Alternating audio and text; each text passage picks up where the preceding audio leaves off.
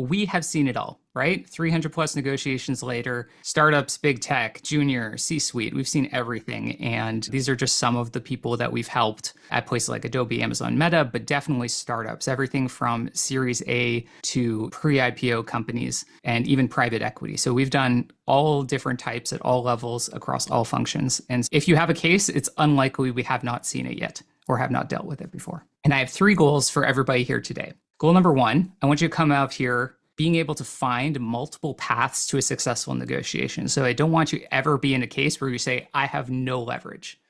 I don't know if I've ever seen anyone who has no leverage, and I'll tell you what I mean by that. So I'll talk about leverage in the different forms with our merit framework. I'll talk about the 4 pillars of what's needed to make a successful negotiation or avoid a failed negotiation. I'll talk about creative offer terms, not just for executives, but for anyone who's going to a startup. And I'll talk about going beyond the compensation to the total offer value and other things beyond compensation. Goal number 2, I want you to be able to understand and evaluate startup offers. Very complicated. I remember that when I even joined a startup the first time, I didn't understand my offer until about a year on the job at a Series D startup. Like, they gave me the offer, I accepted, I worked there for a year. Then HR did a presentation internally and taught me stuff. I was like, I had no idea about any of that stuff. So equity variations, levels comp by stage, executives, advanced terms that executives are going to use. I just did a C-suite executive negotiation at a Series C startup recently. And I can tell you about that experience and what we negotiated, as well as the risks of equity versus big tech. And then goal 3, understand the full process with confidence. So you'll be able to go in to each stage knowing how to approach it. So I'll talk about the 5 stages from application, interview, offer, everything in between, how to build your value, how to build your counters, and the final counter. We're not going to go into detail about all of this, but we will give you as many resources as we can throughout the process. All right. So I'm going to start by talking about 4 different stories, and these are based on real people who had different paths to negotiating with startups. And I'm going to ask you which one at the end has how you think had the best outcome and which one you think had the worst outcome in their negotiation. So Priya was a senior PM. She was recently laid off at Meta, and she had about 3 months of severance left in terms of Runway. And she had her first promising interview was this company. Jordan, he was a staff engineer, multiple active offers. He was currently at FAANG, so he was just taking inbound, and he had 3 competing offers already. So he was already playing the field. Very strong market position. Marcus was an ML specialist, but this was his only viable option. He was a perfect technical match, but the contract was ending soon at his current company. He was on contract, and he had only one opportunity here. And Sarah was an impact director, but this was her only opportunity because she wanted really strong mission alignments. So she was very picky about who she interviewed with, and she was not actively searching elsewhere. And it was a very value-driven choice. So in the chat, who do you think, Priya, Jordan, Marcus, Sarah, or A, B, C, D, who do you think had the best outcome and the worst outcome? Love to hear your thoughts. We're seeing some Jordans as being the best, letter B. Yeah, I see Sarah worst, best Sarah, worst Priya. Interesting, yeah. And then some people are saying Sarah had the worst. Yeah, this is really interesting. Yeah, very mixed here. B or C, so Jordan or Marcus. Depends how they handled the negotiation, right? Yes, Sakura, I think you're spoiler alert there. Sarah, because she can sell her the best value ROI. Very interesting. All right, we'll wait for a couple more, and then I will do the reveal. Trick question. All right, let's do the reveal. I don't know who you thought it was, but this is how it turned out. Priya, although she was recently laid off from Meta, was able to build a lot of internal support with the hiring manager and even the skip leader, and was able to reframe her strengths to show that she was like really a market one for this role. And despite having no other options, she was not willing to negotiate very hard. She was not one of our clients, she was a friend, but she still was able to get a 10% increase on her offer. Jordan, also not a client, he came actually trying to recover after this had happened, but he had multiple offers. He had the best position, but he lost it because he totally underestimated the importance of the soft part of negotiation, building internal leverage, showing that you're mission aligned, showing that you are excited about the opportunity. And he also was overplaying his hand on his FAANG options and his other competing offers. They essentially said, hey, we don't think he's winnable. We don't think we're going to be able to get him. And is he really going to be excited to be here? Or is he just going to be looking over his shoulder? And because of that, he lost his offer. So he took a higher comp at another company, but he didn't want to work there. He wanted to work here. Marcus had actually the best outcome in terms of percentage. He got a 40% increase because he was a market of one. So he had a contract ending. He had no runway. This was his only option. And it shows you don't need competing opportunities if you're able to have your skill fit perfectly to the role. And Sarah similarly had a very clear skill set in terms of there's not many people in her role, but she also aligned very deeply with the values. And so she won them over so much with that they just had to have her on board. And so they fought for her, even though she had no other opportunities. All right, great. The other thing to note here, you have no one market rate. There's no, people ask me all the time, because I've been a leader for a while, like, why don't you just pay a fair rate? The point is there is no market rate. There are many reasons why we have to negotiate as companies and leaders, but one of the factors is it just doesn't exist. We wouldn't know what to pay you, honestly. And so instead, what I've developed over the years is something called the merit framework for understanding what defines what your market rate is at a specific role. And that's the market context, the expertise match with the role, runway and risk, your inventory of other options. And this is what most people think is the entirety of leverage, but it's only one component. And then tactics and trust and how you handle the negotiation. So the framework for building and using leverage here is going to be this merit framework. And I'll talk a little bit about it later. There's also 4 things that have to be true. And if any one of these things is not true at any point, you're going to lose the negotiation, which is number 1, the other side needs to like you. It's just simple. If they don't like you, it doesn't matter how good you are at negotiating or whatever. If the person who actually is trying to hire you doesn't like you, they're not going to negotiate with you. 2, they need to think you deserve it. So you have to actually prove your worth during the process.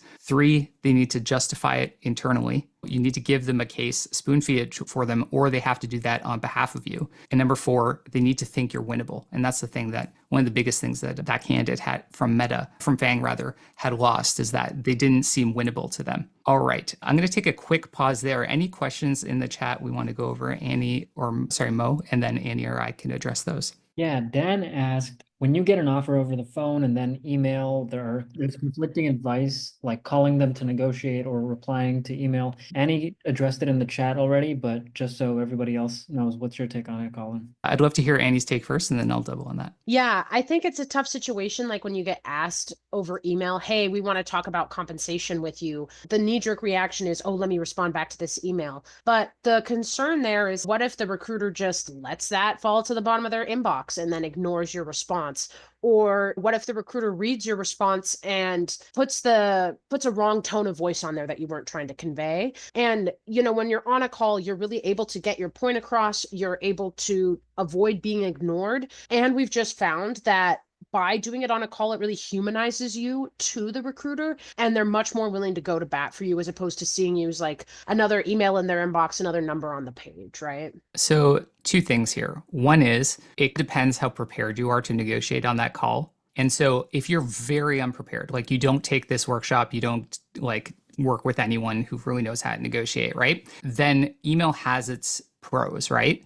But we've just found you cannot get the best negotiation outcomes or the most reliable negotiation outcomes by emailing. And we found that even people who think that they're the worst negotiators in the world can be taught how to do it on a call and can be successful on a call. And so you don't do every part of the process on the call, but you do a lot of the most important ones. And then a lot of the things that we do on the call give you outs so that you can handle objections. But if it gets tough, you can leave the call and then handle rest on. And so there's no one answer to that, but it depends on your confidence level. But again, all of what Annie said is true. There are a lot of risks for doing it on the email rather. You can be misunderstood, timelines can slip, etc. I just want to keep moving. We can take more of these. We can go deeper on that later at the end. But Mo, any other questions? We'll take one more. That's actually pretty much it, but I think it's a good opportunity to prompt everybody to put their questions in the chat, and I will save them and make sure that we address them later. So you can do that throughout the whole conversation. Feel free. We'll only take a few during the presentation, but we'll stick around as late as we can to help everyone get their answers. All right. So, of course, before you figure out what your leverage is and all this kind of stuff, you probably want to know just how do you negotiate? What does the process look like? So the first step is you want to prep early. You want to make sure you line up your opportunities. Most people know these things. We've talked about this on Saturday. You can see a recording of that session. We talked a little bit about this. Handle expectations. This was the topic of Saturday's discussion. So it's about an hour on how to handle salary expectations. And in this slide deck, I will give you even more answers to that. Then you start to build your your leverage, and we'll talk about all the ways you're going to do that during the process. Then you're going to sell your value after you get your offer and during the throughout the process. And this is one of the most important things, and it's the real difference we see between people who have outstanding negotiation outcomes and those who either can't get a negotiation increase at all or get subpar outcomes. And then number 5, how you do the counteroffer. And this is more tactical, which we won't get into detail today, but I will give you scripts and dialogues for handling different situations in this deck, and you'll be able to download the deck in a PDF tomorrow. All right, this is just an overview. I'm not going to go through it, but this is a rough outline of the timeline of a negotiation from application all the way down to final steps and what their goal and your goal is. And you'll see that for the first half of the negotiation, your goal is mostly to defer, get intel, gain advocacy, and you only start talking about asks, you only start doing a justification or case for yourself when you get to the counteroffers. And that's in, honestly, 999 out of 1,000 cases. There are very few cases where we've seen that you have to actually try to advocate or pitch yourself or try to anchor yourself before that time to get the optimal outcome. Prep. In the prep, just 3 things I want to go over very quickly. They're relevant for startups specifically. Number 1, relevant competing opportunities. If you are going to negotiate with a startup with a competing opportunity, you should have it be as similar as possible. If you go for Meta and you take it to a Series B startup, they're going to say, of course, we're not going to match Meta on like total compensation, especially not total liquid compensation, but sometimes not even at the cash component. And so you're going to have to do a lot of reframing for the Meta offer unless it's a direct competitor, which is the next thing that you can do. So if it's a Series B, same stage, if it's a competitor versus a competitor, and if it's in the same market, like a fintech versus fintech, you're more likely to be compared because they want to steal essentially the talent away from their competitors. And so they're more likely to engage in that. But the further they are, especially in stage, the more reframing you're going to have to do. The second step here is that you need to build financial and psychological runway. And this is very underestimated as well. Honestly, your negotiation confidence is going to go up a lot more if you know you have the financial and freedom and that you're not stressed about it, that you're not done and exhausted by the job search process. And lots of tactics for doing that. Third, you need to build practice and leverage opportunities. So you need to do well in your interviews, right? You need to know how to handle the salary expectations questions. So take your lower excitement opportunities first, and especially those that are low excitement, higher leverage, because then you can line those up for using them as leverage against the other offers. Again, you can watch the full 1-hour recording. It'll be linked in this video, but you can find it on Maven. These are some negotiation responses for the salary expectations questions, which you can either screenshot or you can get the recording later and the .pdf. So how to build leverage with startups specifically. Write in the chat, please. What are some ways that you can build leverage, especially with the startup, but just in general? Like, what are the different levers you have to build leverage in your negotiation? Be loved by all interviewees. Yeah. Expertise and past startup experience.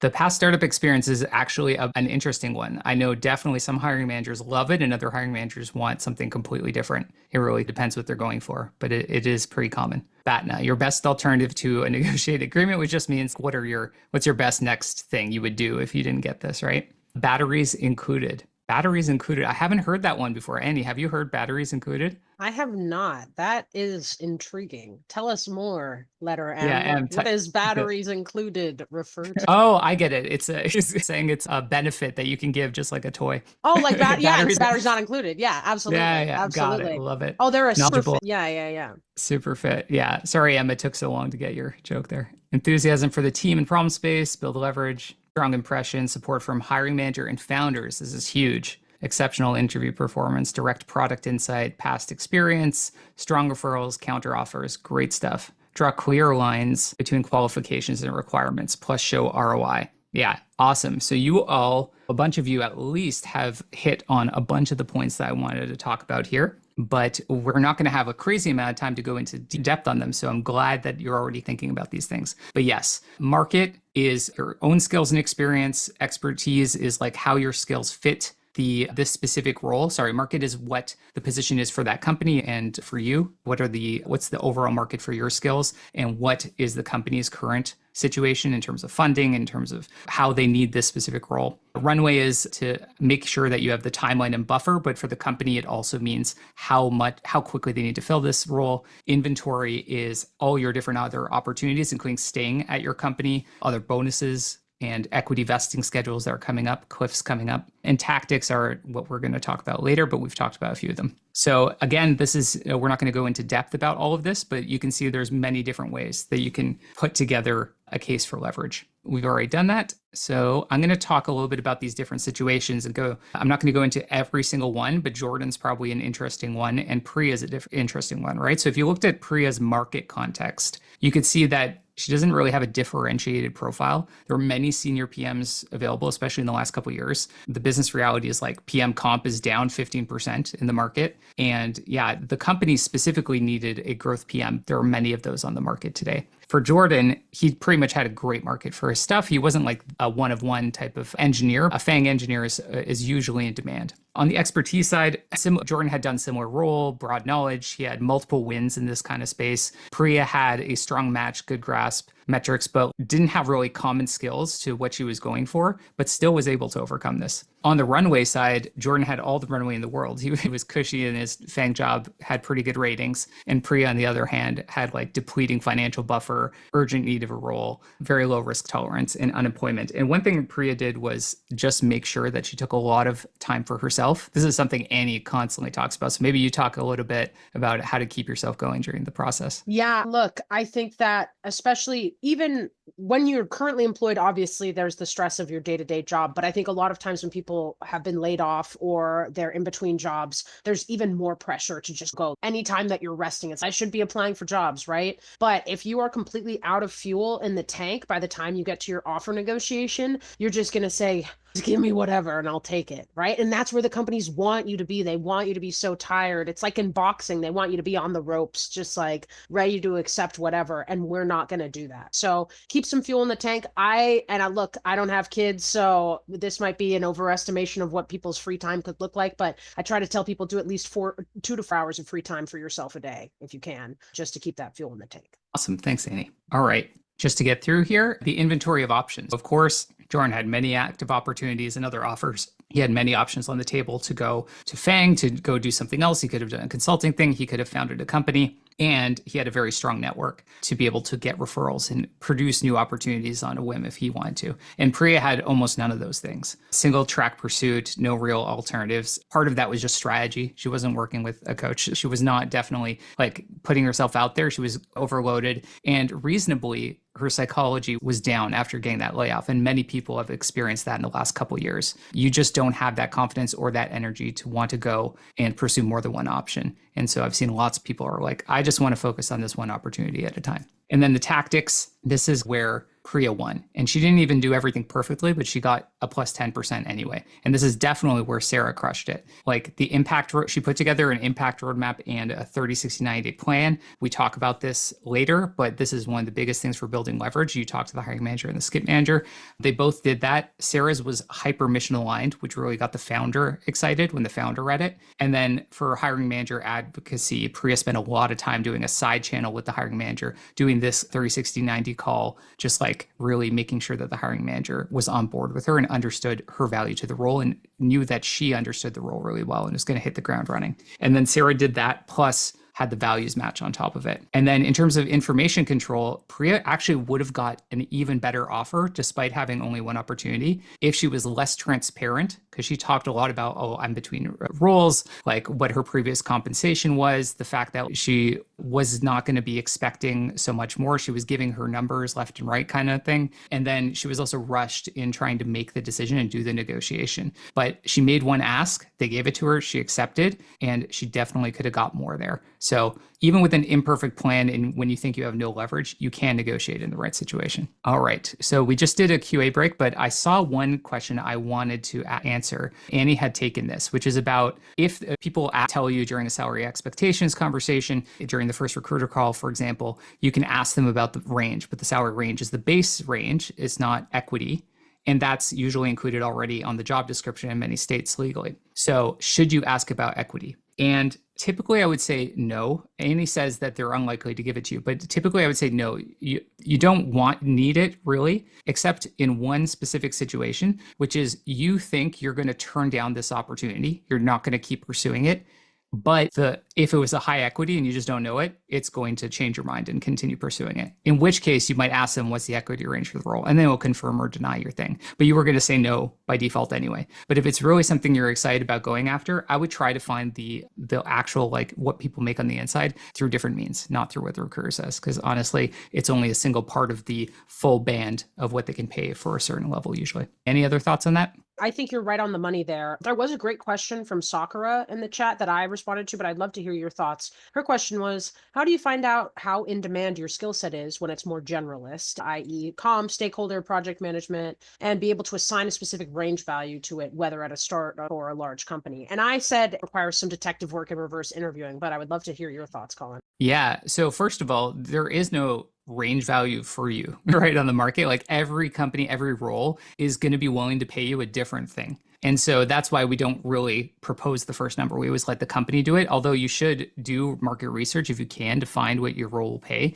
But it's not important for you to be perfect on that. That's not what's necessary for the negotiation. What's necessary for the negotiation is the other thing, which I'm glad you asked this question for, which is how do you fit what you've done before specifically to this role? And so an obvious one is I'm an AI researcher. And like this role needs an AI researcher, and there's just very few of me, very clear fit. But what's more common is that you have a function or role or experience that seems like many people have, but you've done specific projects, you've worked on specific software, you've thought about the specific market or customer problem that this person's done, you've tackled their internal ops issue and project issue that they have before, or you've done something similar and know how to approach it even better than they do. And even better than that, if you go the extra mile and say, I can predict your next 3 problems because you've not done this thing before better than you can. And I can outline that for you and why it's going to be impactful and how I'm going to get it done. And so you just want to increase the probability of success, increase the actual outcome that they can get from hiring you,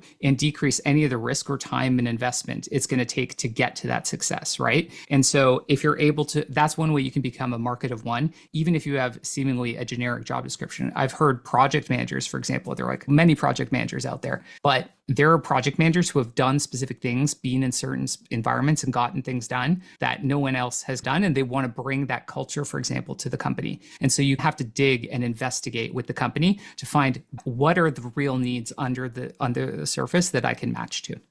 And that's good for interviewing and negotiations. All right. So impact, it can be a big impact negotiating your job offer. This one candidate had a $381,000 total compensation offer at a late stage company. It was 220K base and then 128K equity and bonus of 15%. If you assume a salary increase of about 6% annually and equity appreciates at 15%, assuming this did go public, this company, over the course of 4 years, that they're getting a free entire year of income. After 8 years, they get $1 million. And after 12 years, they will have gotten an extra $2 million to their bank account, right? Or before taxes. And so this is a really important lesson in that it may seem flat. It may seem like only 10% here, but it does make a difference in the long run. And all of your future stuff is going to be anchored on that unless you're able to reset again in the future, which you can do. It's just harder. All right. What are you actually negotiating for? So number one, everyone knows compensation. Number two, everyone knows we're going to talk about terms and advanced terms, because in startups,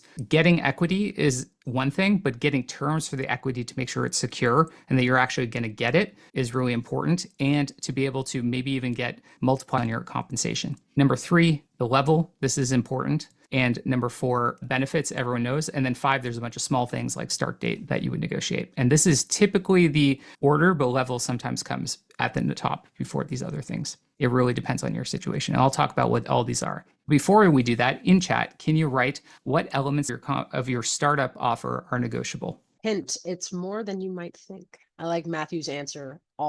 Everything. Yes. All right, base comp, starting bonus. Compensation, vacation days, accelerated vesting for M&A. Akanksha was also in my program. She's a CPO, has been in private equity, knows all about the M&A accelerated vesting, but accelerated vesting is important for many people, not just executives. Same with severance. We'll talk about that later. Schedule, salary, options. Schedule is an interesting one, right? Like maybe you can get a 4-day per week schedule. Maybe you can get some flex days. Maybe you can, there's lots of things that you can negotiate for there. US specific question, is healthcare negotiable actually? So typically healthcare benefits are negotiated by the company in bulk with the provider. And so it's almost impossible for the company to have a specific extra healthcare benefit for somebody. So in terms of health insurance, it's just operationally nearly impossible. And so they would only do that for an executive. And I have seen executives get special like healthcare benefits for their kids or like other things like that, but those are exceptions rather than the rule. Yeah. Vesting schedule, the interesting, yes. And all the white elephants, RSUs versus RSOs versus RSUs, severance, promotion timing. So ISOs versus RSUs, typically only in certain situations and typically only with executives, you don't usually get to choose unless they're right at that point where they're switching over from ISOs to RSUs. And then sometimes they can get you a choice between the two and sign-on bonus. Awesome. So yeah, lots and lots of options here, right? Base salary, stock options, which is you probably know if you're in this call, but if you don't, employee option to purchase the company's shares at a fixed price. So you don't actually have the shares at the grant date or at the vesting date. You actually get to buy the shares at a discounted price. And so your value is the difference between what you're going to have to pay in cash and what it's valued at that time, typically vesting over time. And then RSUs are a promise that you will get stock. So you don't have to pay for anything, but you have to wait until some liquidity event before you get that stock. And then signing bonus, lots of different bonuses, retention bonus, which some people don't know about. But instead of a signing bonus, for example, if the company is a Series A company, they're running out of runway and they're trying to raise their Series B, sometimes instead of a sign-on bonus where you get the money up front, you say, give me a 12-month retention bonus, which is guaranteed money 12 months from now, which is probably going to be later after they get more customers or maybe after they get a new financing or bridge financing. So it just helps their cash flow a little bit, especially if you have a large compensation package. And then, yeah, these are other things that you might not be able to all negotiate, but are available to you. And then these are some of the advanced terms that you heard in the chat. Severance is a big one that I want to make sure that everyone knows they can at least try to negotiate for. Change in control, which we'll talk about in a little bit. Acceleration, extended exercise, early exercise, and double trigger. All right. So before we go into this, if you want us to double down on any of these in the Q&A section at the end, please write a question in the chat. Happy to go deeper, but it's not applicable to everybody. One thing I wanted to go over is like, how is it different? Someone here said that they were from big tech, FAANG, and they're used to negotiating there, but they're not used to negotiating for startups. So here are the ways that it's different generally. Number one, the compensation is different. For startups, I mean, big tech is also equity heavy, but startups have a lower base and the equity is supposed to be heavy in the potential upside. If you were at a pre-IPO company, we'll talk a little bit about how the compensation changes a little bit there, but at a pre-IPO company is more similar. So if you go to Stripe or ByteDance, they're going to pay pretty much the same as FAANG, right? And they'll give you RSUs, and then those RSUs not quite liquid, but you can sell some of them usually back to the company occasionally. So there's just a higher risk, but there should be some higher reward typically. If you're talking about a series like D company, for example, there should be some growth left before IPO, but also a big risk. And people overestimate the probability of IPOing. Like we're talking about Series C company plus, you're talking about for not only to exit like M&A or IPO, but exit at an amount where the preference stack, meaning like all the investors get paid out with their special terms, and there's anything left to actually pay you out at a value that's above your strike price, so it's even worth doing if you have options, is honestly less than 10%. Even then. So even if at a company that you might think is like later stage startup and is really secure, the probability of actually getting a massive payout is low. And there are those big outliers we hear about, but those are outliers. There are 1,500 unicorns and there were like 5 significant tech IPOs in the last year. Flexibility, offers tailored and creative, like you essentially have lots of flexibility. There's usually not a comp committee at all until it becomes a really big company with thousands of employees. Even at a 200-person company, it's still just like the CFO making calls with the founder. And maybe the board signs off if it's important, which means you have humans you can deal with, that they're not faceless. And then decision-making, fast, founders are involved, slow, comp committees involved in FAANG. Titles, easier to negotiate higher titles because there's not always such a rigid titling thing unless they have a philosophy about that. And then severance. So I'm going to pause here before I go into severance. And I want to know, are there any questions or any comments from Annie that you want to double down on any of these things here? Yeah, there was a couple of good questions. One that I already responded to was, will it be fine to negotiate PTO and severance because they already think that you're expecting to get laid off and taking vacations? And I said, yes, we can definitely negotiate those things. It's just all about how you approach it. One other question was good, was at what level and below are golden handcuffs a no-go or non-existent? And the levels they cited were senior IC and director. Were you talking about you might be talking about golden parachute instead of golden handcuffs. Golden handcuffs usually means that you have so much money in staying with the company that it's very hard to leave a company you don't like. That's usually what golden handcuffs means. So many people have FAANG have golden handcuffs because they have so much equity that had a high appreciation. And so no one's going to be able to compete with that in any offer because they're so above market rate. Golden parachute is usually a form of severance where it's just a very exorbitant amount of money, where if I get laid off essentially from my job because strategy changes, because things just don't work out, I am guaranteed 6, 12, 18 months of compensation, maybe even accelerated equity during that time. And that is something that you can get. Executives usually can get some form of that for sure. I have seen definitely ICs get it. And I've seen even a senior IC get some form of severance. You wouldn't maybe call it a golden parachute, but it means you've pre-negotiated that you're going to get a certain amount when you leave. And in big tech, they usually have a general severance agreement, which whenever they do a layoff, they're like, we're going to give everyone 3 months or 6 months, or it's calculated based on years of service and that type of thing. You can negotiate in those cases in big tech, but in startups, you can actually negotiate it upfront. And I probably would do that. You might even do that in public companies. And when I say big tech, I'm only talking about like the very biggest companies who are rigid on those things. The other thing here about severance. So the reason severance is important is because of the situation a lot of people in the chat are in now, right? You've been laid off. You only have 6, 12 months of financial runway to find your next role. If you're going to a startup, you're taking a bet, no matter what it is, right? You're taking a bet. Either your role is launching a new unit or is part of a new thing that may not work out, right? And may need to get cut by the startup. You can't just get redistributed to another part of the company because they don't have this need constantly for every single function, either because they're specialized or just because they have a surplus. Second, severance, like you're taking a risk because the company might have troubles, right? It's much more varied. The company can't weather storms of revenue fluctuations or market fluctuations, as well as a big tech company or even a public company where you have more liquidity to gain equity and raise funds. And in general, you just have more risk. And if you're a leader, almost all paths leads to you leaving eventually. Even some successful CPOs will leave in 3-4 years from the company. And so you just want to make sure that you're guaranteed that if and when you have to leave, and it's not for cause, so not for anything like egregious, that you will get paid a fair amount. All right. Equity structure. So ISOs, RSUs, rarely liquid equity in startups. You may lose it. If you don't exercise your equity, you usually get 3 months, which is absolutely ridiculous. Like the first time I heard this when I was at Udacity, I thought it was crazy, which is partly why the company switched to, for a short period of time at least, to making it a 10-year window to exercise your equity, which means if you get fired, laid off, or you leave the company, you have 3 months to make the decision. I'm going to put up possibly hundreds of thousands of dollars in cash of my own money to buy the stock from the company that might never 10% pay out on this, right, at a higher valuation. And so it's such a huge risk. And there are ways to finance that, et cetera. But honestly, it's crazy. And so much equity goes unvested and just gets put back in the company, and all these employees don't get equity.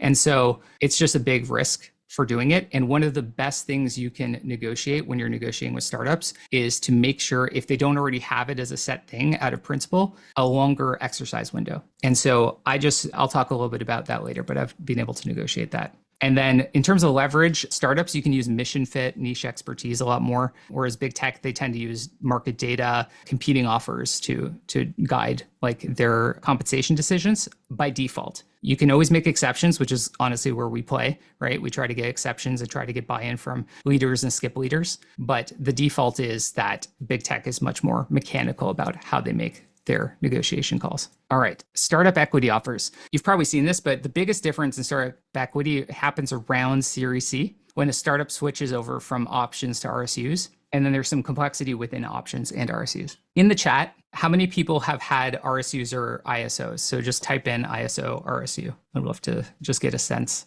Both RSUs, RSUs. All right, cool. So lots of people have had exposure to at least one or both, but ISOs usually get a number of options or a percentage of the company, usually at Series A, around there. Then they usually give you a strike price or the 409A valuation. It's very rarely different. So for example, if you get 2,000 options at $1 a share, that means the common shares are worth nothing. The options are worth nothing. The common shares are worth $1, but you have to pay $1 to get the $1. Where they assess the value and where you assess the value is typically whatever the last valuation is, or an updated market rate that you think is adjusted for that company. And so, for example, if you assess that to be $2 per share and it was back in February 2023, it's probably an outdated number. And so they might tell you, hey, our last valuation says it's $2 per share, the preferred price. And so you subtract $2 from $1. So every option you have is worth $1. And so it's $2,000. But you might say, that was crazy. It's so long ago. Is the market better? Is the market worse? Like, you have no idea which way to go. And so I've been able to actually negotiate for more shares or more options or more RSUs based on the fact that the company's valuation was outdated and how they were valuing my equity. So it's not even just about getting more dollars or more shares sometimes. It's about saying, hey, how are you valuing the equity? That's really important. Then you might also need some information to get that number. So if they don't give you the strike price, the last valuation per share, you might know the last valuation of the total company. Then you have to ask for the fully diluted shares outstanding, and then you can do a division. And some of that information for some popular companies, which would probably give you this anyway, is available on places like notice.co. But yeah, that's how I would calculate it. And then if you have percentage ownership, it's last valuation times the percentage ownership. Pretty easy. Annie. Yeah, I just wanted to call out one way that we recommend folks value their equity offers is we look at the strike price that's being offered to you as the employee, aka the price per share that you're paying to exercise, versus the preferred price, aka the price that investors are paying to exercise their options. And the calculation we do is the preferred price minus the strike price times number of options. That can get you a rough value of what the equity's value is looking like today. But like Colin was saying, really depends upon when that valuation occurred, because if that's a valuation from 2021, that's stale. We need something a little bit fresher. But just be aware, a lot of the recruiting team doesn't know this information. Like, they sometimes are unaware. You might have to talk to the finance department or the hiring manager to get more of that context. And I find sometimes you just have to email, ask. If they push back, honestly, it's a red flag unless they're very early stage and haven't dealt with this before. But yeah, typically you'll be able to get it. If it is a red flag, if they're really saying we never give it to anyone, unless there's some very special situation. A startup who's a seed stage should be giving, honestly, this stuff, even if they were giving offers out. So very unusual if they don't. RSUs, much less risky, right? So you just get it. The only thing with RSUs, you can't sell them on secondary markets if that's something your company allows. I've been able to sell stock options on a secondary market, and I wouldn't have been able to do that with RSUs. So there's a few ways that you can get liquidity before an IPO event. One is usually around a funding round. Some investors buy a certain limited number of shares, so you won't be able to sell all of it, from current employees and investors to get more exposure and give more liquidity to employees and investors from before. But typically you have to be at the company for a while or have and you can only do a certain number of sales. That's called like a tender offer. The company can buy it back, for example. Or you can get a secondary transaction, which is you can go on a market like EquityZen, Forge, et cetera, Hive, and sell it to an individual or an institutional buyer. And you have to sell them usually in larger quantities, but you can do that with options in a cashless exercise. Sometimes you can do it with RSUs, but it's only becoming more common now. But generally, RSU is less risky. All right, let me power through a little bit. If you're curious about being one of the first 5 hires, here's some data points on that, but you'll get the PDF. Advanced terms, we talked about almost all of these. Change of control is when the company is M&A. I'll talk about the deal that I got. I got all of these terms for a recent C-suite negotiation with a Series C AI startup. Fast-growing AI startup, this person was an important role. So it was pretty easy to get all these things, but they didn't actually have any of them in the initial offer letter. So first was severance. So we got them a good amount of severance, a good amount of months. Change of control. So if the company got acquired or had some other type of exit, they would be able, and we did a double trigger, which is this thing here, which is safer for the company. It's less good for you. But essentially, if they get an M&A and a new ownership, and then within a certain period, usually 12 months, you get laid off or you leave because your role has changed, is less important, or they don't want you there, then you'll be able to get accelerate equity. And they actually got all of their unvested equity to accelerate it to that point, as well as severance at that point. And then they got an extended exercise window. So if they're going to get a huge percentage of this potentially like huge company, but it's going to cost so much money to be able to make that bet, then that's tough. So they got actually a 10, they went from a 90-day default to a 10-year exercise window. And then they also had acceleration clauses, and they also had accelerators on the bonuses. So lots of different things you can do, but this was a C-suite executive. It doesn't have to be C-suite for this to happen. I've definitely seen some senior ICs, for example, get some of these things at least. all right, this is all here for you to look at and refer to later. And then if for anyone who's curious about just what is your level, I have an example here from PM, but you can get a kind of idea of how levels equivalent across the different stages, from early startup to growth stage to late stage startup to FAANG, and then your kind of legacy non-tech. Your mileage may vary, but that's the general mapping, and that's pretty common across functions. And there's a bunch of nuances about how they think about leveling at these different stages of companies. So this will all be available to you in the PDF. When you're on the offer call, the only thing I'm going to say here is be grateful to the recruiter, neutral about the offer, excited about the role, and then just get off the call. You just want to take information. You don't want to give any information on the call, react. And the most important thing I'll tell you about the offer call is when they want to give you the offer or they want to talk about the offer is watch your body language and your tone of voice. If they say something and it's a super down level or it's like a really awful lowball offer in your mind, think to yourself going into it, no matter how low they go, I'm still going to be neutral and be okay about it. Whatever. I know I'm going to address it later. Everything is negotiable. You assume that you can dig out of any kind of like hole you get into. So in this case, just do not show disappointment or excitement at the offer. Only say you're very grateful for them advocating for you this whole time and that you're excited about the company and the role. And we talked about how important it was to be excited about the mission. I'll tell you just one PM story about leveling, and then I'll go to Q&A full time, and I'll tell you a little bit about what's left in the doc for tomorrow. But we had a PM who was a group PM at a Series D pretty successful company, and they interviewed for a role at a Series C company, but they notified him partway through the interview process that it was actually going to be considered for a senior PM role. And so 99% of people get annoyed by this and say, I'm dropping out. This is ridiculous. Like senior PM is so far from, it's 2 levels from director. There's no way I'm going to get it done. But we encouraged him to keep going. We encouraged him to go through the process. We gave him the 30, 60, 90-day plan to be able to go and advocate for himself. And he made a very intelligent that he's not title chasing, but he was instead needed that title of director to be able to get the things done that they wanted on his plan, to be able to get the impact, to be able to get the internal and external stakeholders and teams on board, to even listen to him and not go above his head. In order to get any of that done and accomplished, he's going to need to have that director title in that org specifically. And the hiring manager said that was like an extremely intelligent way of asking for it. And they moved his senior level to a director level. Just showing that if you find the right way to negotiate, like not title chase, level chase, and impact chase instead, if you show that you're really for the company, you can actually make things. So don't be defeatist about the most simple surface situation you find yourself in. Common startup negotiation tricks. I'm not going to go into too much detail here, but I'll give you scripts for handling all of these. Guilt trips. Are you aligned with the mission? They give you crazy valuation projections for your equity and say, oh, it's really worth the same as FAANG. If you say we're going to 10x in the next 2 years or something like that. And then they use friendliness as a tactic to try and get things out of you. So if in doubt, if you get in a situation, a tough situation, just say, I have to think about it, get off the call, and defer over email instead.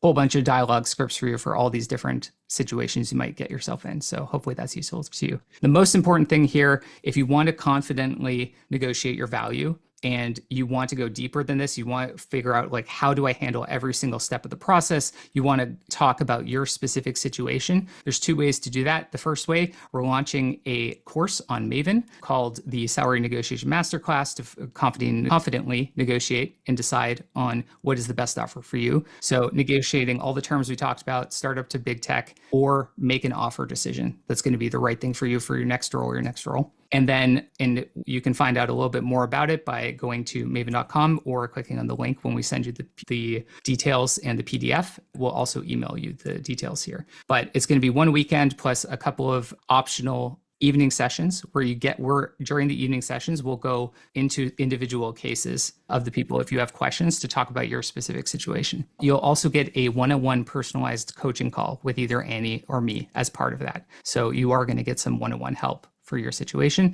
and we'll give you as many scripts, templates as we think you need to be able to really handle almost any situation in negotiation. Plus, you'll get lifetime access to the material, so I definitely suggest signing up. There's many good reasons to do that, which I won't go over in great detail here, but the point is that you get one-on-one support plus the community support for that psychological help and structured frameworks, and it's easier than just sitting alone and trying to figure this out by yourself. It's less lonely, less likely to make mistakes, so I definitely recommend it. I love doing the cohort stuff. Just the group is so helpful to each other too. And then if you need immediate help and you want one-on-one support, we will do one-on-one support. If you go to feelvalued.co, Annie or I, you can schedule a call with us for free. We'll talk about your strategy. And then if it makes sense, we'll work together. We give you unlimited one-on-one video coaching, custom scripts. We give you every objection handling case that we can think of from our experience, psychology coaching, picking the right offer, and we give you live negotiation support and very fast turnaround times. We understand how important timing is to a negotiation and urgency, and then also holding back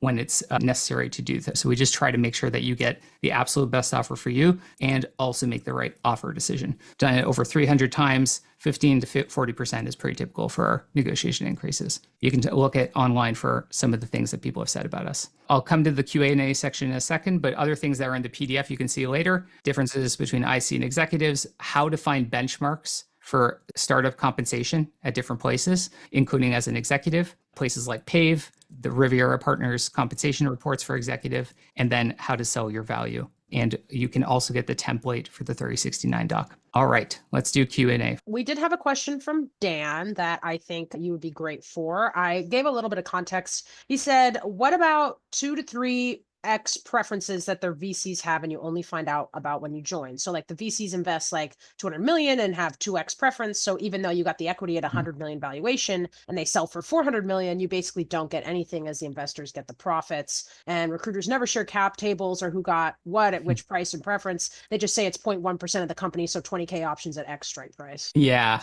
your mileage may vary on this one. It really depends on what your role is, who your hiring manager is, how much they want you, and how open that CFO and founder / leader is. But I have been able to get people to find out things like this, find out what the preference is.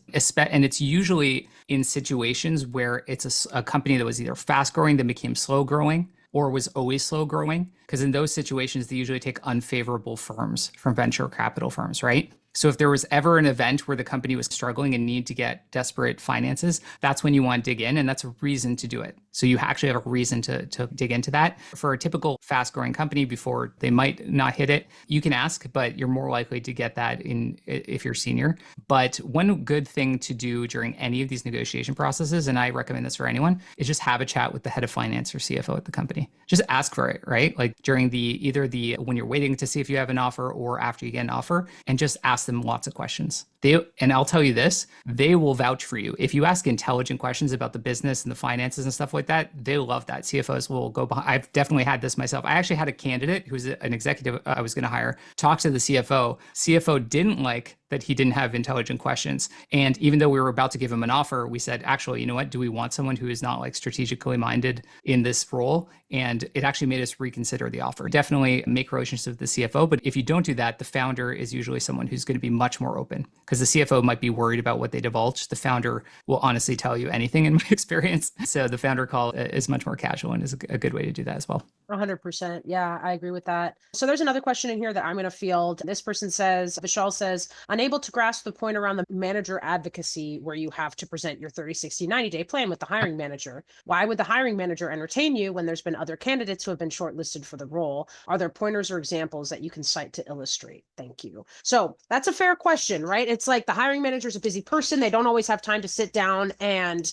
buy into you as a candidate, right? So first of all, we do this conversation after you've been given an offer, after they've already signaled to you that they want to move forward with you. Yes, there are other candidates waiting in the pipeline. That's almost even more of a reason why to do the 30, 60, 90, right? It's basically you taking that voluntary action of sitting down and presenting to them your future impact in this position. And that's demonstrating that not every other candidate's even going to do that. And if you do that presentation with them, it's basically as close as you're getting to correlating the value you're bringing to the company with the value you'd need as a candidate. Now, obviously, you're not going to get a one-to-one payout on that because we'd all be billionaires if we got the exact amount of money that in terms of value we've added to a company, right? But it is the most logical through line from the hiring manager's perspective. And don't get me wrong, I hear people have concerns around, I don't want to alienate the relationship with the hiring manager. I don't want to risk sounding foolish by not knowing the full extent of the scope of the role. It's okay to make assumptions, but that's why we want to tell you this now. So as you're moving through the interview, so you can ask the intelligent questions so you can get that context on the scope of the role. And I'll tell you this, I've led over 250 individuals in that conversation with hiring managers. managers. And I have never seen it backfire.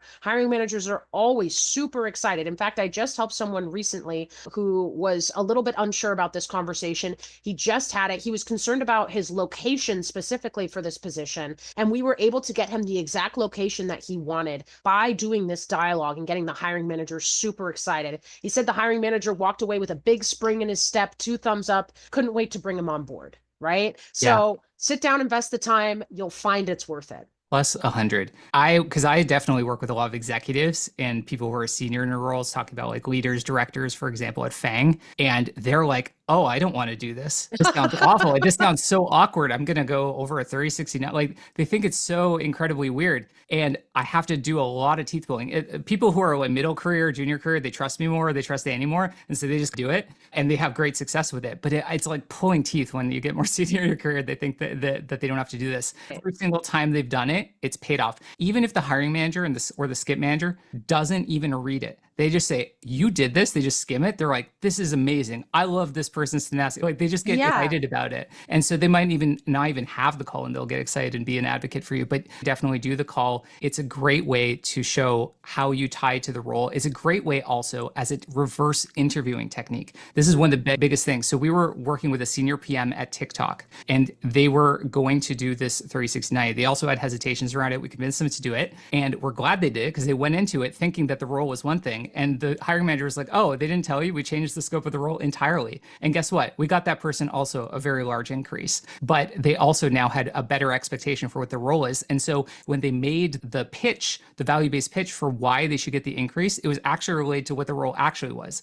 And they would have never known how to pitch their value if they still thought it was the old role and they didn't do this clarity thing. Plus they wouldn't know, maybe they didn't like this new role and they could have made a decision with eyes wide open on whether they should take this role or not. So definitely, it's not just for the negotiation, it also has value for deciding on the offer. Any others, Mo? Yeah, we got a few interesting questions earlier, much earlier, but I think it's a good opportunity to address them now. It was about the Priya situation. Did she have additional meetings with the hiring manager to build up the advocacy case? How does one go about it? And Annie kind of answered saying that basically after the offer is done, you try and book a meeting with the hiring manager to present all the stuff that you were just talking about, including the 30-60-90.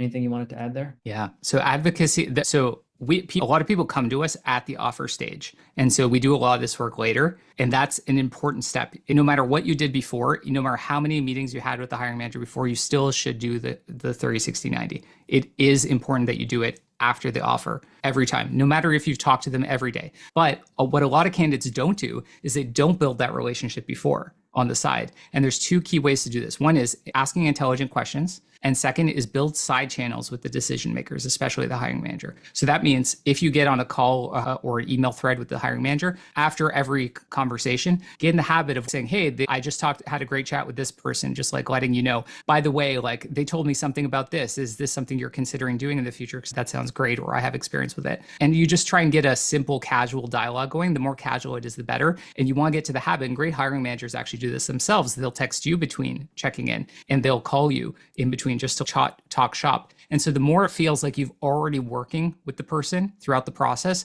by the time it comes to the offer call in the 30-60-90, it becomes almost rubber stamp because you've built such a strong relationship with them. And that's one of the things Pre did, is that they just had this side channel conversation because they were interested in the role in the space with the hiring manager. Another one from JC, how to answer, why did you leave your last role?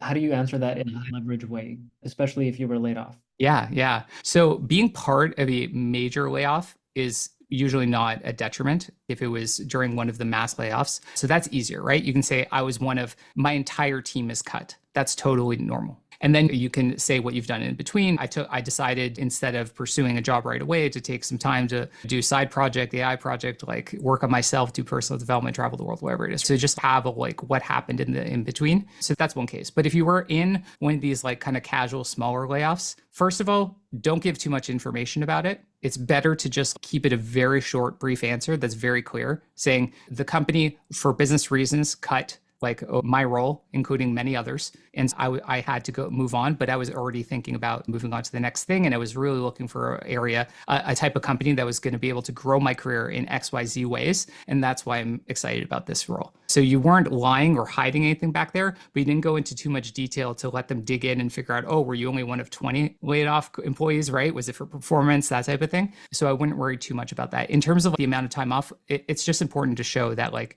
you've done something with that time, that you've done some personal development, that you're the type of person who doesn't just sit idle. Because I honestly wish it wasn't like this, because it's very hard after you get laid off. Lots of people just need to recover from that, and it takes some time, and it's a very hard job market. But there is a bias, especially among founders, against people who are taking a lot of time off because they feel like those people aren't working hard enough, and they want harder workers or like people who are go-getters, entrepreneur mentality, right? So do something like freelance, do a side project, something like that. They love hearing that type of thing. So that's just a bias you have to overcome, but it's very easy to do in simple ways without taking a lot of extra effort. Laura also asked, what happens when you negotiate all the terms, accept the job, and then a few years or months later, the company you negotiated with gets bought out and is under new ownership? Do you need to go back to the negotiation table? Is that even possible? Can you hold the new executives to the negotiated terms? So basically, post-acquisition, what happens? So typically, if someone acquires the company, all the employment agreements stay, because you have the employment agreement with the company, not with the person or the leadership team,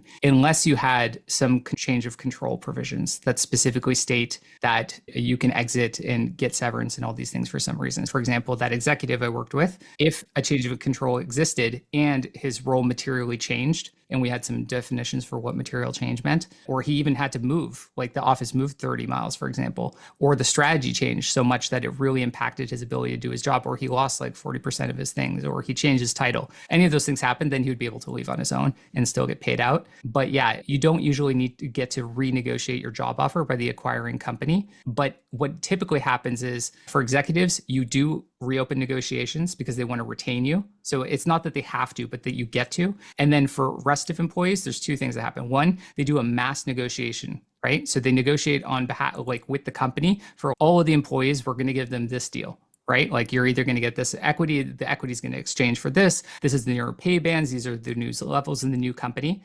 But at that point, if you have a certain amount of leverage, or if you have good relationships, and if the new employer is amenable to it, you can sometimes actually renegotiate your contract, but they don't have to do it. It's something that you have to like vie for and ask for. I have seen it done. On the topic of M&A, M had commented, be careful of future M&As, it will dilute the share price. And in response, Vishal asked, is there a way to hedge against this? Asked another way, what tropes can one employ to protect against this? So I just want to like separate concerns a little bit so I understand better. So for mergers and acquisitions, it usually means a company is acquiring you, which means now you're no longer, like it usually buy out a lot of your investors too. So you're no longer with M&A, unless it's by a private equity company trying to exit for IPO. They might sell you again, or maybe they're holding you for long term, but you're not trying to do the whole old VC route, at least, where you do multiple more series funding raising rounds. There's occasionally a difference by that. If you're acquired by another company who is a VC backed company who's going to raise, then there's dilution. But usually that M&A doesn't dilute. The M&A is usually a liquidity event, in which case the employees usually get paid out either in an equivalent stock or cash. So the protections against what happens in an M&A event are usually not protections on like how much do I get paid out, because that depends on the pref stack of the investors before, and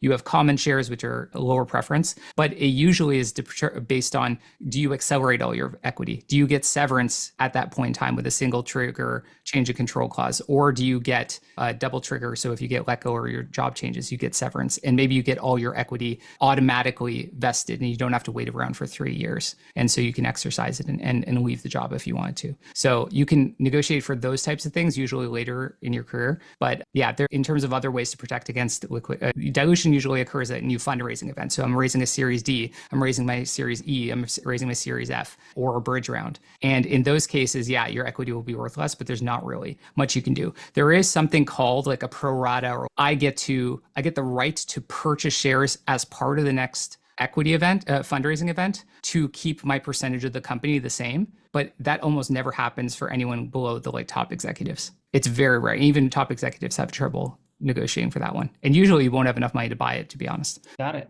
I'll take a few more recent questions that were just sent recently in the chat, but before I start listing those off, I just want to encourage people, if you want to come on video and ask a question live to Colin and Annie, feel free to do that. We more than encourage the participation. So somebody asked, what sort of severance and acceleration terms do you recommend asking for? Context, first PM or senior level role working with CEO. What is their experience? Because I hear they're the first PM, but are they mid-career? I'm not sure, but Zoom user, if you want to explain your situation, feel free to do so. Yeah. Excuse me. Sorry. Can you hear me? Go ahead. Yeah. Yeah, we can hear you.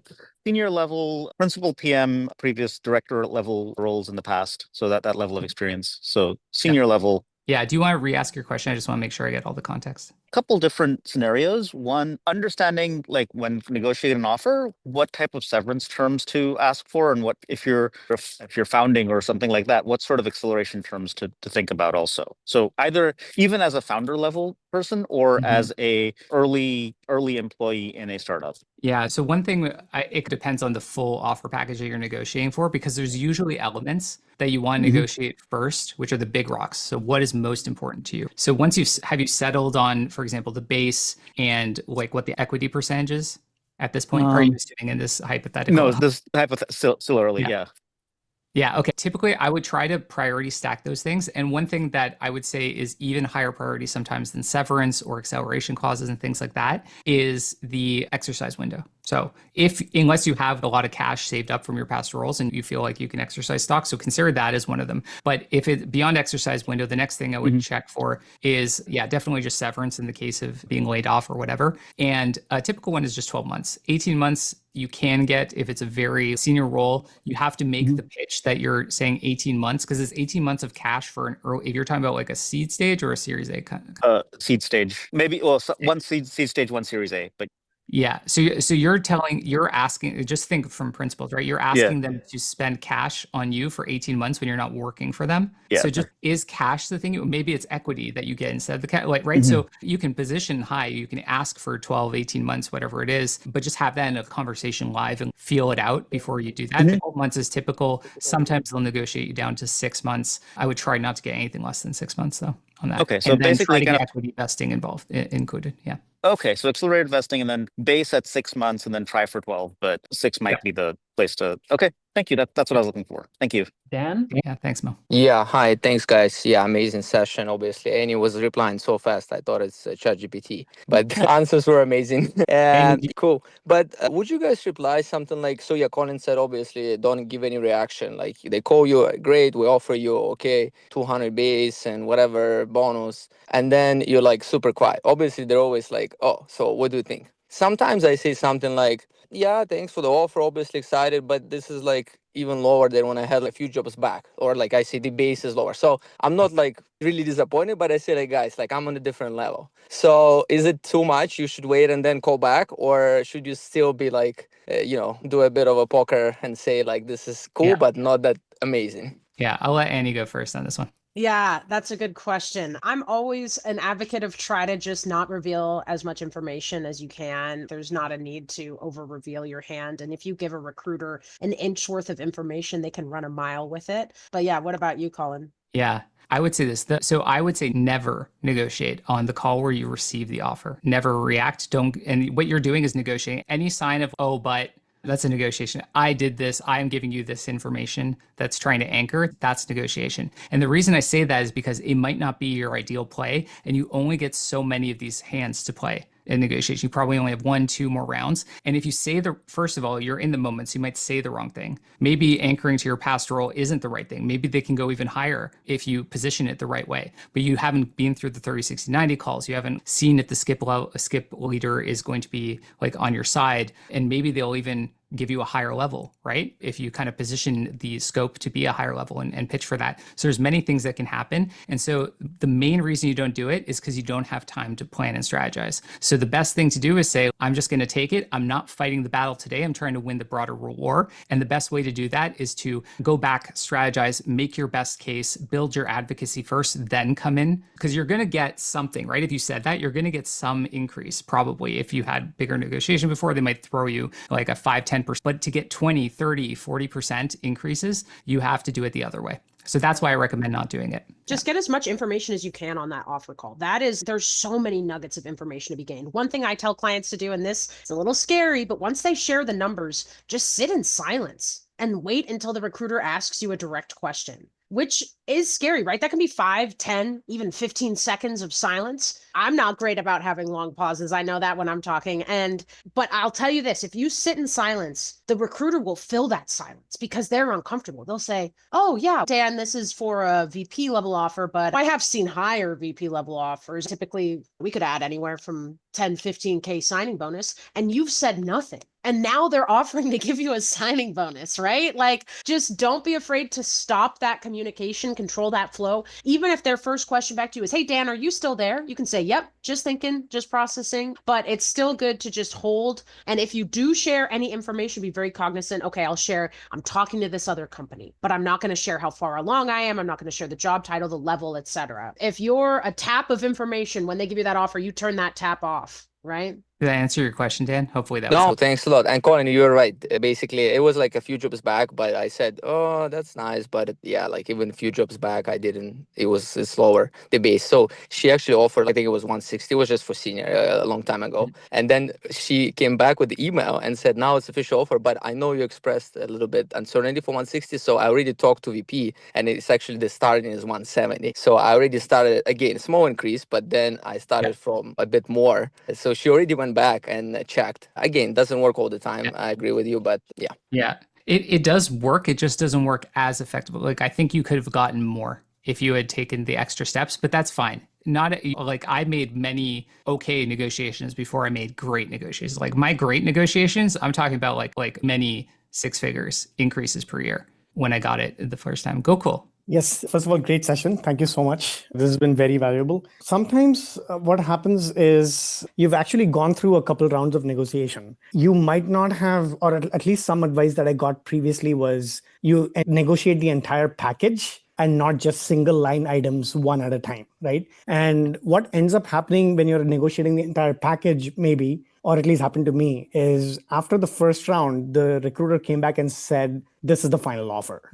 How true is that? And can you actually negotiate beyond that? Because actually I ended up negotiating beyond it, but it's only happened once. So I don't know. Yeah. Yeah. Annie, go first. Yeah. It's not. It's a lie. Final offer. I have heard. So I remember we were negotiating with Google and the recruiter said best and final 5 times because that was how many times they came back with a fresh offer. So it's a lie. However, what I will say, and this is a big comma, is that it's dependent upon the tone that you're getting from the company. If the company is telling you multiple times, go cool, we're at the top of the band here, there's nothing more that we can do, and they're not going back and getting any increases further, you're going to have to come to a determination about, like, I think they're being legit. But when you're talking to a big company where you have a rough idea of the base salary range and they've offered you the bottom end of that range, best and final, it's just what they say to dissuade folks who maybe are less courageous in their negotiation, right? Right. And is it actually a good idea to negotiate it line by line? I think Colin previously mentioned that, hey, concentrate on your top 3 things first and then let them come back and then you do the next few things. Is that how it works? Or? Yeah. One of the top negotiation experts at HBS, Deepak Malhotra, it talks about this because he negotiates for these big corporate enterprise sales deals and mergers and acquisitions. And he says you should negotiate all the things so you can like trade off, not in salary negotiations. I have found it does not work. The most important thing, if you put everything out there, then everything is seen, no matter what its value is to you, as an equal chip. And they will take the cheapest chips and give you those and say, oh, I gave you half of the stuff you want, even though it was like benefits or whatever the small thing was, or a sign-on bonus. So don't get the big stuff negotiated first until they don't go any further. And then as a concession, you bring up the next stuff. Or as a follow-up, hey, I saw in the offer letter, there wasn't anything for severance or anything like that. That is a must-have. Oh, can I see the documents for the options proposal? Do you have a 90-day exercise window? Or, hey, you weren't able to make up this stuff in the base salary. We tried several times going back and forth. You weren't able to make it up in equity. But what about a sign-on bonus? So that's when you bring those up. But if you bring those up early and they're less valuable to you, then they're going to give you those first. And not act like they've done you a huge service right? Yeah, Even right. though maybe that wasn't your highest priority. But yeah, great question, Go Cool. We did Thank also have another question from Priyanka. How much is it possible to ask for a raise above the budgeted range that's given? And I saw somebody else ask, what do we do about these big job salary ranges? And we talk about this a lot. Like, it's basically two schools of thought. There's like the Netflix school of thought of offering the range of 80K to 800K, or there's the other school of thought that's more common where it's we'll offer you 150 to 215, but we'll never tell you what the actual top of band is. This is just the posted salary range, with the reality that the actual top of band could be anywhere between 15 to 25K above that posted salary range. So I would say if you're asking for an increase, you could ask above the base salary range that's been listed. But I wouldn't ask for more than 25K above that. If you're asking for 50, maybe even 100K above that posted range, you're maybe going to put yourself in a risky situation. It depends on the situation. I would say I've definitely seen people get it, but the first place I would start, if you're seeing like, oh, this base salary range, if it's a startup, for example, so very illiquid stock, and the base salary range is way below what you think is market, right? Because essentially, if you're asking for more, you're saying like, I'm seeing probably other opportunities, or I think I can get other opportunities, or have had other opportunities that are bigger than this. So they're paying below market on their base salary range. So you want to investigate a few things in order. So one is just like, what's their comp philosophy on this? Like, how did they come to the determination of this? Second, have that 360-90 planned chat with the person and say, is this like, how do you think of levels? Because I saw that the base salary range was actually like lower in the market, which seemed odd for the level of scope here. So maybe should this be a higher level role? And then if you get a higher level, then you're in a new band, you're in a new range. Right. And so it doesn't matter anymore. So I would do those things first. And then if they say, push back and say, oh, you're not in a higher band, but then you're like, how, like with such a big gap versus the market or versus my other opportunities, how could I take this? And then let them come and try to make up the difference. And maybe you'll have better success that way. So you're loosening it for them. I'm just responding to Jessica's question. She was asking, what if they aren't upfront about your salary range? And I recommended watching the webinar. But what I'll tell you is that they can't make you share a number and you can't make them share a number. It's just about the way that you approach that with them. And I think that if you say, oh, what's the range for this position? They say, oh, we don't really want to share that at this time. Then, okay, yeah, that makes sense. You know what? Let's just reconnect when we're further along in the process and we can debrief on that then, because there's still some context I want about the scope and stuff like that. And I think you'd find actually being able to do that, they might be a little bit more willing to back off. If they're not giving you information, it's harder for you to give information, right? And of course, in many states and increasingly more states, it's not legal for them to withhold. Washington, Colorado, Nevada, California, New York, Texas. I'm pretty sure I need to double check that one, but there are quite a few states out there. Google if your state requires the salary range to be shared is the job posting. California. Oh, then tell them, oh, did you hear about the Equal Pay Act? I love that companies are being so open with their pay transparency. With that in mind, would you be willing to share what the salary range is for this role? See how they react, but be careful. You don't want to alienate the relationship. Yeah. And of course, do that only if you really care what the salary range is, because in the end, the salary range isn't going to be the only thing that dictates how much you get paid in the end. And so if you really are excited about the role and you want to go through the interviews anyway, just don't worry about it, and then go to the end of the interview process, negotiate, and you will have a better idea of what your market value is. But I would definitely start lining up other opportunities if you can. Opportunity meaning like single conversation, even just a recruiter call with someone for something that could potentially be higher. So you can use that as leverage and as educational perhaps for them on how they're doing things. Yeah. Awesome. That was the last question I see in the chat. Oh, we have one more from CB. Is it CB or Chibi? It's CB. Colin, first of all, thank you so much for organizing this session. Really enjoyed it. A bit of context. So I'm a mid-career PM. Previously, I was doing consulting, primarily focused on VC-backed startups and some crypto companies, and also consulted for Uber. But the issue actually is about 30 years story. And I find that this is very powerful, right? If I'm able to give a very cohesive, strong story that maps to the company I'm working with, any campaign I have internally can really take that story and kind of convey it internally. The issue that I'm having is that I feel like I don't have, since I've worked on it, I find it very difficult to articulate a specialization, for example. And I was wondering like how you would tackle that, right? For someone from a consulting background, where while I do have specialization in a certain domain, like crypto, I don't necessarily, and I'm also like, I'm currently in the process with a tier 1 company. So maybe that's also the issue because they look for specialization in specific areas. So I'm curious how you would tackle that and prove value. I still do think that I will be able to add a lot of value. In fact, my consulting skill set very useful for that company because they're expanding into a variety of different like product lines, but I'm just like finding it difficult to get through to them. Yeah. So there were a couple of times where your audio cut out, and there were unfortunately 2 important pieces of information. One is what was your function? And then another one I think was about the specialization piece, which I didn't hear the whole sentence. Yeah. So my function, so as a product manager, but for a consulting company. So essentially, we worked with VC-backed startups, big tech companies. I served some of those companies. And the second thing was the specialization piece, did you say? Yes. So I was just asking, sorry, is this with now for a full-time role? Is it for another contract role? Now this is for a full-time role. And so my Full-time role, previous role was also full-time, but that role was actually product management consulting. Yeah, I see. Or So VC-backed, before yeah. you were doing your generalist because Right. you didn't stay with one project forever, so you didn't get deep enough. I see. Yeah. So this is a very specific question. I'm happy to chat offline if you want to shoot me a message to give you a little bit more detail. But just my high level in this case is that usually the specialization isn't whatever thing on paper it is. It's you interviewing them about what the role is and intuiting, for example, do I know their market? Have I worked with markets that are very analogous to that?